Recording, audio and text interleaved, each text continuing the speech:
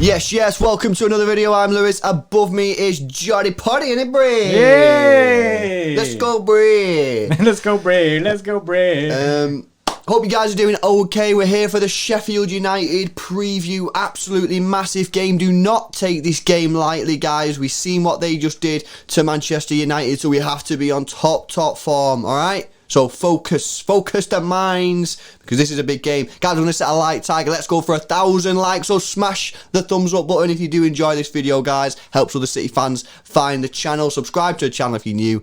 Hit the notification bell as well for daily Manchester City videos. We're going for 20,000 subscribers, guys. When you help towards that, massively appreciated. And don't forget, guys, we do live watch-alongs of every single Manchester City game. So make sure you come join us on Saturday, where we'll be going in this great game, mate, that could capitalise on United's mistakes earlier in the week. So yeah, massive. Hopefully you can join us for that. Right, let's stop talking and let's turn our attention to the game. For me, Bray, the big decision for Pep in this game is what he does up front. Now, we all know Gabby's not been in good form. He didn't play the last game. He played sort of Mahrez centrally. However, sometimes they did kind of rotate. Just sort of, what you're thinking. How would you approach, this game in terms of the striker position? Would you stick with what he did and keep sort of Mahrez there? Would you put Torres back in? Would you put Gabby back in? What's your sort of thinking, Bray? I think Torres had an alright game when he last played, and I think it might be a bit of a murk to just take him straight back out of the team. Gabby's not really been performing well, and in this game we need to take our chances.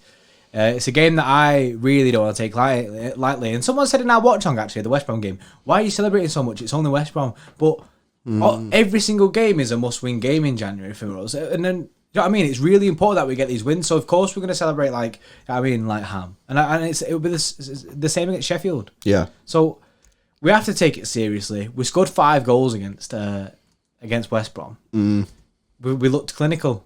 Do you know what I mean? Would you? I'd like to stick and not twist. Do you play Mahrez? I don't know whether, because Mahrez scored, and you just said we were clinical. And he set one up. Mahrez scored. Even Raheem scored. My brain is so confused on what to do, but I don't want to play Gabby Jesus. He's not in form. I don't want to play Gabby. I feel like throwing Ferran Torres in might be a good idea because we know he's got that clinical ability about him, and we need to take our chances. And he's in the right areas. He seems to get in the right places. He makes really intelligent runs. So my brain says to throw him in there rather than Gabby. Whether or not that'll work or not, I ain't pepping it, and you know what I mean. But then again, like you say, Mahrez scored. What would you actually do then if you had to make a decision, Bray? My brain right now is saying stop sitting on the fence and throw Torres in. Yeah, interesting. I think I'm also looking at the defence, right, of Sheffield United. Phil Jagielka had a good game against United, but he's 38 years old. 38 years old. Now, what does that mean? He's a bit slower, maybe. Torres, if you play Torres in there and say, get in there, get the ball at your feet, be tricky, you know what I mean? Not saying you should aim to win penalties, but at the end of the day, it is a massive part of the game, and you could win a penalty while still, trying to score a goal type thing. So, I thought Mahrez had a decent game, you know what I mean? I thought he had a really decent game, in fact, playing in that mid, sort of like central position. Like a false nine, wasn't it? Yeah, gets himself a goal, gets an assist, so it would be incredibly harsh to drop him. However, I don't know, you know what I mean? And another thing to think about, guys, is Mahrez's record against Burnley, who's our next game, is incredible. For some reason, Mahrez against Burnley scores, gets hat-tricks, just tears Burnley apart. He absolutely... It's their weakness, isn't it? Yeah, Burnley hate Mahrez, and he has a sick record. So, could you rest Mahrez in this game and then start him against Burnley? I'm telling you, go check his record out against Burnley. It's scary, mate. So scary. Yeah, because you could rest him in this game and then play him against Burnley, where pretty much he's guaranteed to have a sick game. His record, mate, against Burnley. If you're looking at his record. Anyway, so you're kind of then putting yourself on the front foot already for the next game. You're thinking, it's chess, mate, and we're playing one game ahead. It's really, there's so many options, and options as well where they're justifiable, you know what I mean? It's not just like I do this and it's like, why would you do that, you know what I mean? There's so many options and people be like, yeah, that's a genuine option. Let us know in the comment section below, guys. What would you do in this situation? Would you stick with Mahrez, who had a good game? I wouldn't be against that. No. Or would you throw in Torres? Or would you play Gabby? Or would you play Bernardo in the sort of striker position? It's mad, this team or would is you just play Foden in the striker position? Or would you play Sterling? Let's just put Cancel there, bro. Yeah, I mean, it's madness. Let us know in the comment section below what you do. I'm interested to see the sort of, the general consensus here of what people want to do, what people want to see. Yeah. Another thing as well to think about on that is, genuinely, when Mahrez has a good game, Pep usually drops him. That is actually true. Yeah, that is actually true. So he probably will be dropped. He probably will, because Pep does that. Mahrez has a good game, he gets dropped. But yeah, let us know what you think in the comment section below. Right, moving on now to the game itself. Right now, obviously at the beginning of the video, I said it's a massive game. We've got to stay focused and that. Yeah, and I just want to come back to that point because obviously United went out there, and I said we just did a tier 3 live stream. For those that don't know, if you're a tier 3 member, sometimes we do watch alongs of like just random games and stuff.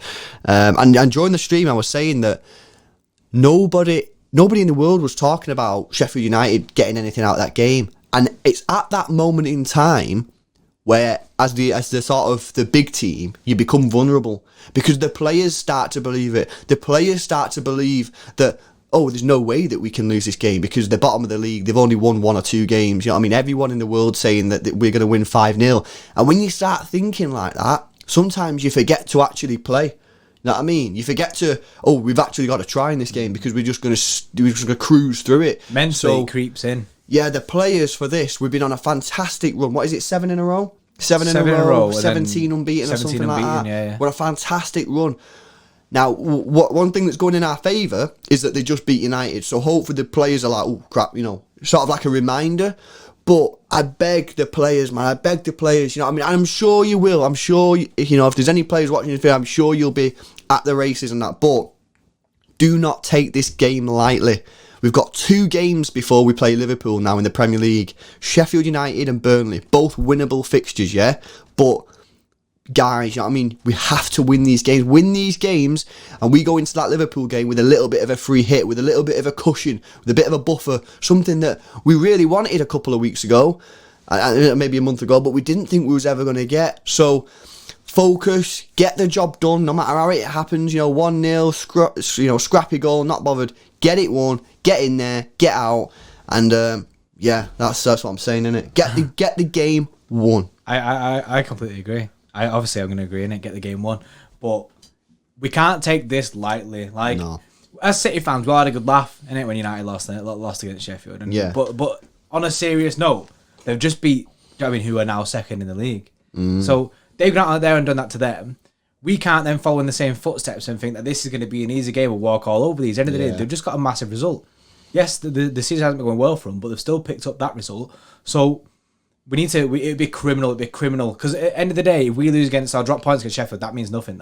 That United loss means nothing. We need to capitalise on other people making mistakes or dropping points, and that's something throughout the season where it has gone in our favour. And I said this in our watch on that. Every time we seem to have dropped points earlier on in the season, it seemed to be everyone, all the top 6 teams were also dropping points at that same time, and that favoured us massively. And now we need to be in a situation where other teams are dropping points, and we capitalise on that and just make the gap between us and everyone else bigger.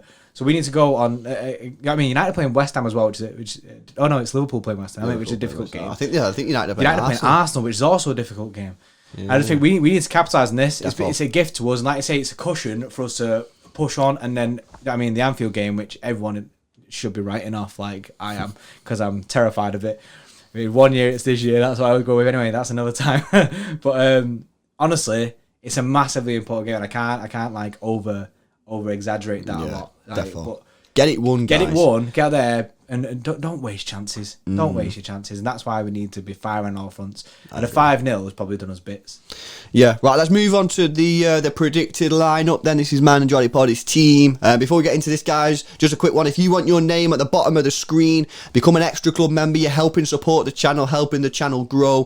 Click the link in the description, or if you subscribe, there'll be a join button, so you can click that as well. Right. Okay. Defense, guys. You know what I mean. You should know the defense. We shouldn't have to tell you the defense in it, but I'm going to tell you anyway. Edison, Cancelo, Stones, Diaz and Zinchenko. I think it picks itself at the moment. No real surprises, and I'd be very surprised if any of you guys would go anything different. I think you've got to keep Cancelo in there. He's creating chances, he's scoring goals. Zinchenko's very solid, and the two centre-backs and goalkeeper pick themselves. Yeah, it's such a strong defence. It's hard to even... You can't argue with it at all. And then midfield-wise, we've got Rodri. Thought he had a good game, so I think he'll get picked again. And I was actually listening to LB here, listening to his voice on the Noisy Pod, who said that Fernandinho would be great for Burnley. So I'll go with that. And then we've got Gundogan. Obviously, this guy's going to play. The guy's doing everything for us. He's getting goals. He's a workhorse in that middle of the field. He's next level. Honestly, Mr. Whippet, 100%. He'll play this game. And then Bernardo in that kind of Kev role, we're seeing it. And you know what I mean? It's different with Bernardo in that Kev role because it becomes more fluid with the attack. Yeah, slowly getting back to his best Bernardo as well, so it's good to see. We go Sterling right wing, Foden left wing, and we go Torres up front, as we said earlier on. However, there is a lot of options now. I feel like our attacking players are slowly getting back to their best. Early in the season, they were all kind of a bit poor, but they're all getting back to their best. So I'm not really fussed who starts. I would like to see Mahrez up, play in the Burnley game just because his record is so good. So I'd rest him in this game and get him firing for that. But realistically, I'm not bothered really if Mahrez starts this one. I just want to make sure he plays against Burnley because his record is so good. So yeah, let us know what you think about the team. How important is this game? Got to get the 3 points. Let us know in the comment section below. Hopefully you've enjoyed the video, guys. If you have, smash a thumbs up on it. Go for that 1,000 likes. I always say, right, we always say this, but to be fair, I've not said it in the last couple of videos. If you're one of the early birds watching these videos, you set it. If you don't hit the like button, we don't hit the target. I've noticed this. Know what I mean? Yeah. So if you're one of the notification gang, smash the thumbs up, and you're setting us on the road to the 1,000 likes. Subscribe to the channel if you're new. Join the Extra Club, link in the description, and we'll see you in the next one.